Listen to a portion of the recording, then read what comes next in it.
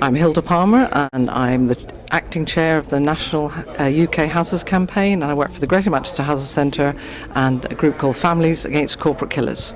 And why did you come to the conference?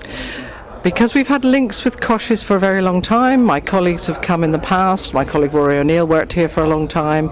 We've always taken information and learning from here and then spread it to the UK. We haven't made those, we've been meeting people from COSH in Europe and in other conferences in Asia, but none of us have come here for a while, so I have come to learn. And what are the issues facing health and safety in Britain? They're international issues, of course, but what's happening in Britain with the health and safety movement and health and safety issues? In the UK, we have a government, a neoliberal government, that is waging war on the working class from cradle to grave, and the attack on health and safety, regulation and enforcement is part of that. There's a massive attack to row back all the collective gains that have been won over the last couple of 100 years in terms of regulation and enforcement. Really, what does that mean? Regulations are being cut. Enforcement has been slashed. The equivalent of your OSHA has been cut by 35% over 4 years, and they have been banned from inspecting in so-called low-risk workplaces, which are the majority of workplaces and include things like farms, docks and quarries, which are now classified as low risk. Okay, approved codes of practice, which help to set our standards and help safety reps particularly to interpret the law and hold their employers to account, are being downgraded to guidance. There's very little advice for employers, and there have been massive job losses, so fewer workers are doing the work of more people under more incredible pressure, and the Human Resources Department and the employers have managed to use this crisis to ramp up a vile combination of lean management, performance improvement management and punitive sickness absence management to put workers under the most incredible stress and pressure and essentially working people to death. So work is getting nastier, more brutish, and it's getting harder for individual workers and for trade unions to resist. So we are facing an absolute outright attack, which is why our campaign is called "We Didn't Vote to Die at Work, and now stop it, you're killing us." And recently there's been a movement against blacklisting and construction workers. Why don't you talk about what was going on with that? There's a fantastic grassroots campaign led by a lot of my colleagues, including Dave Smith, who's done an absolutely fantastic, magnificent job. Blacklisting has gone on in all industries for a very, very long time, and there were various organisations like the Economic League who kept lists of people who were supposedly troublemakers, and these were workers and safety reps and union reps who complained about health and safety and other issues on site, and then their names would get onto this list, and the big construction companies would go to this list when they were hiring people and check people out. And so many workers have been denied a livelihood for years and years, and there has always been some sort of action against this. There has been some of this information came to light. The organisation that was doing this was actually raided, and some of the files were confiscated, not all of them, and from that information huge amounts of campaigning has come in terms of revealing who was on that list and how it was used, and naming the construction companies who were involved in funding and organising that, and they are all the top names in UK construction. And so this campaign has been massively successful. It has massive grassroots support. They have organised direct action all across the UK outside these construction companies, outside their headquarters. They've disrupted a massive project called Crossrail in London, where a construction company blacklisted Frank Morris because he complained that there were live cables under plasterboard on a floor. He was sacked, his whole company lost their contract, and a few weeks later a worker was seriously injured due to a high voltage cable, and the campaign has actually managed to get his job reinstated. All those construction companies are now exposed. There have been hearings in Parliament, in the Scottish Parliament. It has been headline news across the UK for off and on for weeks and weeks and weeks. There are now those construction companies are having to look at how they compensate those workers, looking at laws in order to prevent blacklisting in the future. Local councils are passing policies that they will not employ construction companies that have blacklisted and so on. But blacklisting goes on in all sorts of industries, and we have relatively little protection for whistleblowers, and so it's a huge problem. But that has been a magnificent grassroots-led campaign that's drawn the unions along, and the unions are supporting it, but they have done absolutely magnificently. So is there criminal penalties for blacklisting?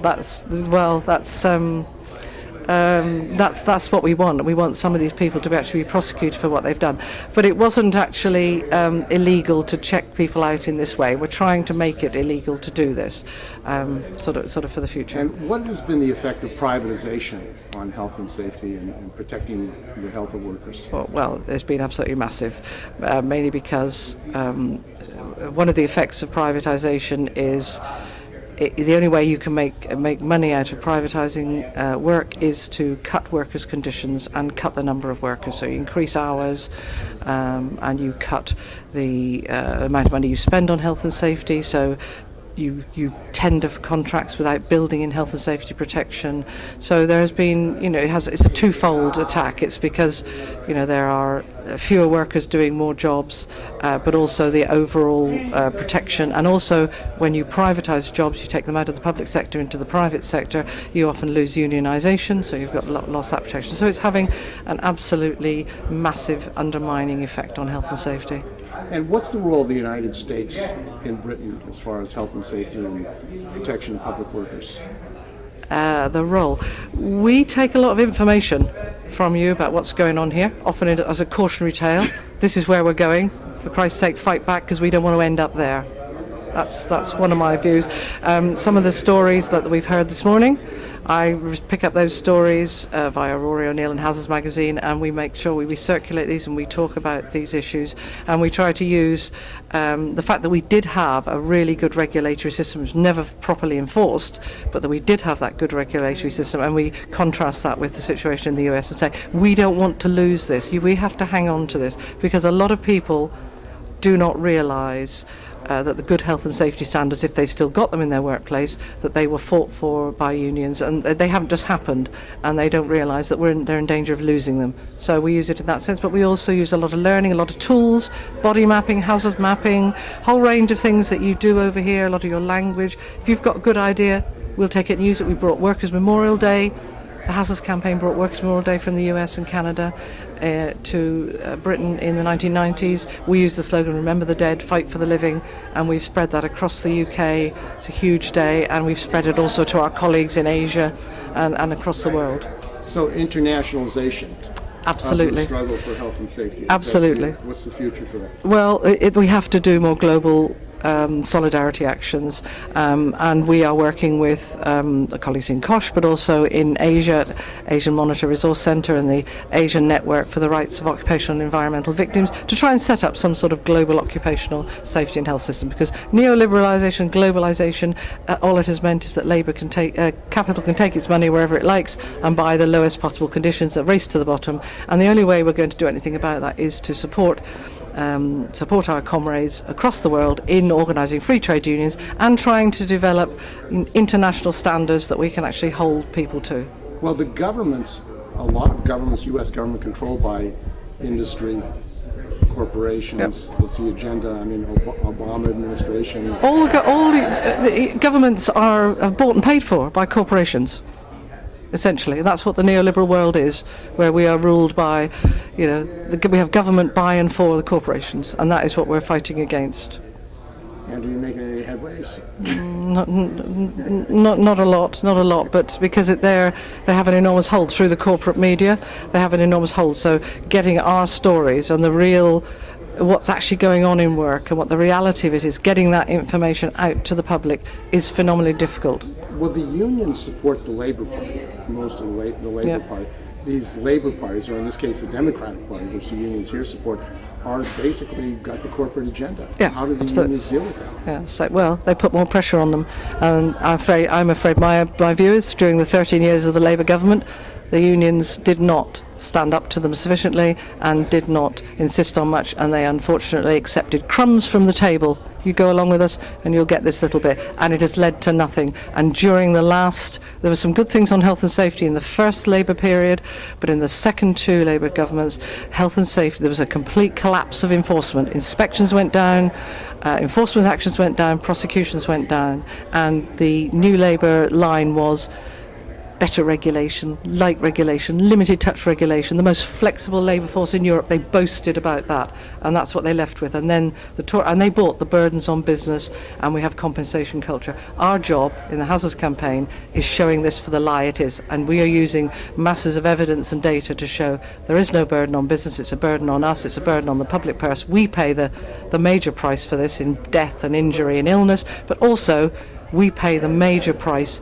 in financial terms, and there is no compensation culture.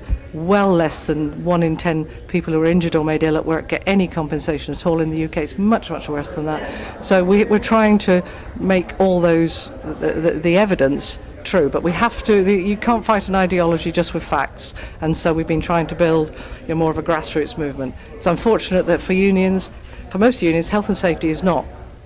It's not the top priority. For some it's not even in the top 5, and for some it's not even in the top 10. So we've been struggling to make that, and to make clear that things like 0 hours contracts and temporary worker and all that is all part of health and safety. Now, in the United States, injured workers have to fight to get health care. Yep. In England, United Kingdom, you have national health care. At the moment we do. What difference does that make to injured workers in England if they get injured? It's good. It's good in the sense that if you are injured, then you do have access to a free at the point of service national health service. But this government has put through bills which is now privatising our health service, and we are fearing, and again we look to American fear, having to pay for healthcare. So it's good that people have that. It's not always great.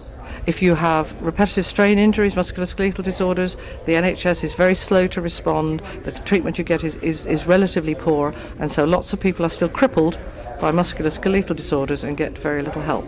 But certainly for major injuries, the treatment is really good. The rehabilitation is not so great, and we have a problem now that if you are injured or made ill at work, you then, in order to get your benefits, if you can't work, you have to go through a process. You have to do a work capability assessment, and that's run by a privatised company under the government. And if you're terminally ill, paraplegic, or so stressed that you just cannot function, you are more than likely to be declared fit for work. So therefore you have to go back to work. And U.S. companies have bought into privatized healthcare in England. Why don't you, absolutely. Has that they have. Healthcare? It has, and it's really worrying. And a lot of those people who are involved in that privatised healthcare, they are, and they have been, advising our government on the Health and Social Care Act, which is the very act that brought in opening up our health service to the very bloody companies who are advising them. And a lot of our government ministers, we have a cabinet of millionaires, and a lot of them, they get their money from all these sort of healthcare, and the same with to some extent with the shadow front bench. So we have that problem. Corporations, it's not about lobbying anymore. Corporations are in there absolutely at the centre of government. All the corporations that are the problem, privatised healthcare, or the companies that are serial killers, they're in there advising our government on legislation. And there's been an increased attack on immigrant workers in England. And what are the conditions for immigrant workers in England and health and safety as far as immigrant workers? Is it the same in the United States? Very, very similar, although probably different in terms of degree. But yes, if you look at, and certainly there have been a lot of reports done of deaths of of immigrant workers in construction.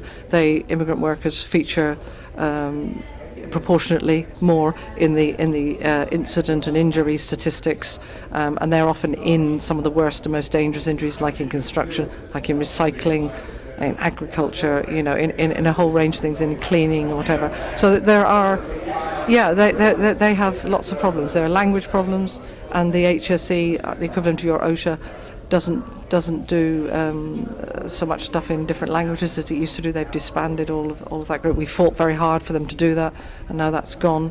So they face problems, and they're also often not unionised. The unions are responding, trying to organise workers, trying to give them that work, and there's a lot of grassroots and local organising going on, and there are some fantastic wins being made in those sort of areas.